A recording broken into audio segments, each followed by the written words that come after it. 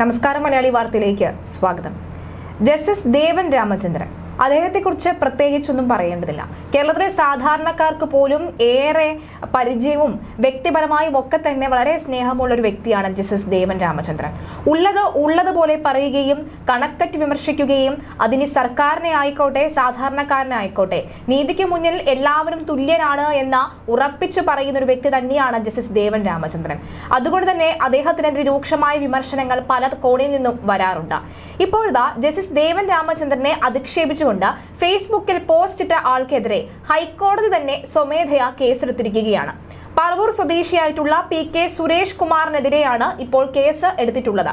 ഇയാൾക്കെതിരെ ഹൈക്കോടതി ക്രിമിനൽ കോടതിയലക്ഷ്യ കേസാണ് എടുത്തിട്ടുള്ളത്. ഫേസ്ബുക്ക് പേജ് ജസ്റ്റിസ് ദേവൻ രാമചന്ദ്രന്റെ ചിത്രം ഉൾപ്പെടുത്തിയുള്ള പോസ്റ്റാണ് കോടതിയലക്ഷ്യ നടപടിക്ക് കാരണമായത്. ഫേസ്ബുക്ക് പോസ്റ്റിലെ പരാമർശങ്ങൾ കോടതി അലക്ഷ്യകരവും നീതി നിർവഹണത്തിൽ ഉള്ള ഇടപെടലുമാണ് എന്ന് വിലയിരുത്തിയാണ് ക്രിമിനൽ കോടതിയിലേക്ക് കേസ് എടുത്തിട്ടുള്ളത്.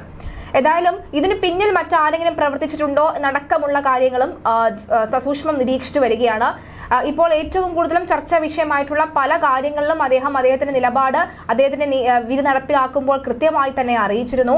സാധാരണക്കാർക്കൊക്കെ തന്നെ ചിന്തിച്ചാൽ അതാണ് ന്യായം എന്ന് തോന്നിക്കുന്ന തരത്തിൽ തന്നെയാണ് അദ്ദേഹത്തിന്റെ ഓരോ നിലപാടുകളും എടുത്തിട്ടുള്ളത്, അല്ലെങ്കിൽ അദ്ദേഹത്തിന്റെ വിധി പ്രസ്താവത്തിലൊക്കെ തന്നെ വ്യക്തമാകുന്നത്.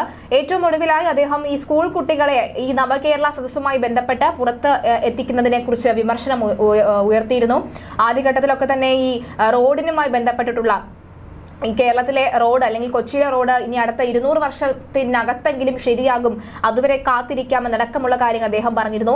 മറ്റൊന്ന്, ഈ മറിയക്കുട്ടിയുമായി ബന്ധപ്പെട്ട ഹൈക്കോടതിയിലെത്തിയപ്പോഴുള്ള ഹർജിയിൽ അദ്ദേഹം വാക്കാൽ പറഞ്ഞ ചില കാര്യങ്ങളൊക്കെ തന്നെ ഏറെ ശ്രദ്ധയിൽ പെട്ടിരുന്നു. കൂടുതലും ഈ സർക്കാരിനെ വിമർശിച്ചുകൊണ്ടുള്ള കാര്യങ്ങൾ തന്നെയാണ് അദ്ദേഹം പറയുന്നത്.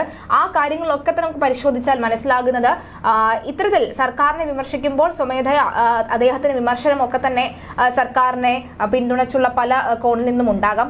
അതും ഇത്തരത്തിലുള്ള ഫേസ്ബുക്ക് പോസ്റ്റിലൂടെ കൂടെ ഈ ജസ്റ്റിസ് ആയിട്ടുള്ള ഇദ്ദേഹത്തിനെ വിമർശിക്കുമ്പോൾ അത് കോടതി അലക്ഷ്യമായതും ക്രിമിനൽ കോടതി അലക്ഷ്യമായി കോടതി സ്വമേധയാ കേസെടുക്കുന്ന ഒരു ഘട്ടമാണ് ഉണ്ടായിരിക്കുന്നത്. കഴിഞ്ഞ തവണ രാജാവാണെന്ന് നമ്മൾ വിചാരിക്കുന്നതാണ് നടക്കുന്നത് എന്നും നമ്മളിൽ പലരും തെറ്റിദ്ധരിക്കുന്നുണ്ട് എന്നും ജസ്റ്റിസ് ദേവൻ രാമചന്ദ്രൻ മുഖ്യമന്ത്രി പിണറായി വിജയനെ പറയാതെ പറഞ്ഞതും ചർച്ചകളിൽ ഇടം പിടിച്ചിരുന്നു.